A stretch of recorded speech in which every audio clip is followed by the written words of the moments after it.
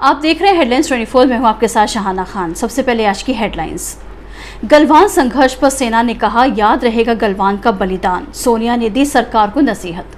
योगी आदित्यनाथ और राहुल गांधी दिल्ली के पास हुए एक मुसलमान बुजुर्ग की पिटाई के मामले में भिड़े। कोरोना का कहर हल्का पड़ा। यूपी में 21 जून से बढ़ेगी छूट, आधी क्षमता के साथ खुलेंगे रेस्टोरेंट्स और मॉल। चिराग पासवान को लोजपा के राष्ट्रीय अध्यक्ष पद से हटाया गया। पटना के एलजेपी दफ्तर में बवाल। सीरम इंस्टीट्यूट ऑफ इंडिया ने भारत में बनाई अपनी कोरोना वायरस वैक्सीन नोवावैक्स को 90% असरदार बताया। अयोध्या में राम मंदिर के लिए जमीन खरीद में घोटाले को विश्व हिंदू परिषद ने किया खारिज। अध्यक्ष आलोक कुमार बोले, विपक्ष लोगों को कर रहा गुमराह।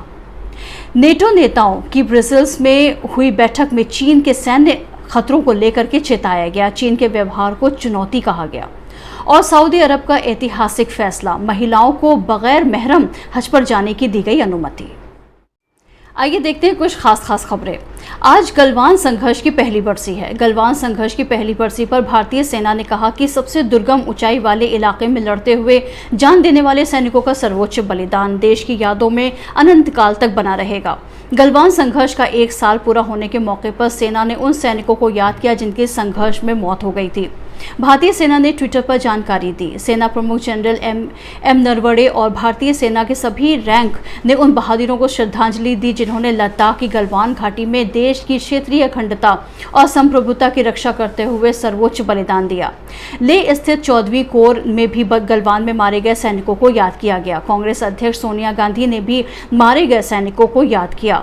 वहीं कांग्रेस ने केंद्र सरकार पर सवाल उठाते हुए कहा कि संघर्ष में जान देने वाले सैनिकों के परिजन को अब भी जवाब का इंतजार है। कांग्रेस अध्यक्ष सोनिया गांधी ने एक बयान जारी करते हुए कहा कि कांग्रेस पार्टी सरकार से गुजारिश करती है कि वो देश को भरोसे मिले और ये तय करे कि उनके उठाए गए कदम उन सैनिकों से किए गए वादों के मुताबिक हो जो बहादुरी और दृढ़ता के साथ सीमा पर डटे हैं।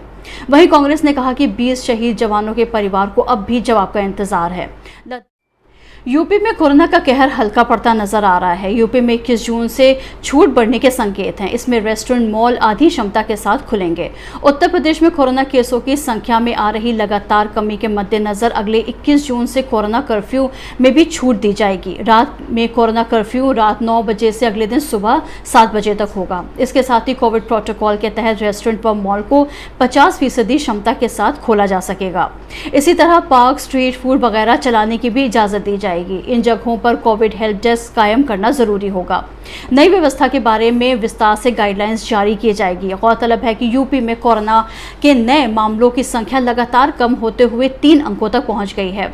राज्य में इस समय कोरोना के 10,000 से कम एक्टिव मामले हैं।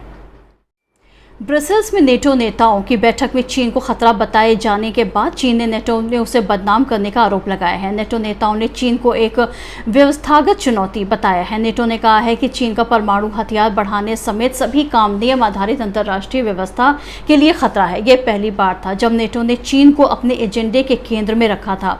जवाब में चीन ने कहा कि उनकी सुरक्षा नीति रक्षात्मक प्रकृति की है और उनके नेटो से निवेदन किया कि वो बातचीत को बढ़ाने में अपनी ऊर्जा खर्च करें। यूरोपीय संघ में चीन के मिशन ने बयान जारी कर कहा कि हमारा रक्षा और सैन्य आधुनिकीकरण को बढ़ाना उचित, खुला और पारदर्शी है। इसमें कहा गया कि नेटो को चाहिए कि वो चीन के विकास को तर्कसंगत ढंग से देखे और गुटीय राजनीति में हेरफेर करने, टकराव पैदा करने और भू राजनीतिक प्रतिस्पर्धा को बढ़ावा देने के लिए चीन के वैध हितों और अधिकारों को। मैं आपके साथ जफुल हसन सिद्दीकी। अगर आपको हमारा ये वीडियो पसंद आया हो तो इसे लाइक और शेयर जरूर करें और चैनल को सब्सक्राइब करना ना भूलें ताकि हम आपको रखें देश और दुनिया की ताजा तरीन खबरों के साथ बाखबर। तो देखते रहिए हेडलाइंस 24 सच के साथ।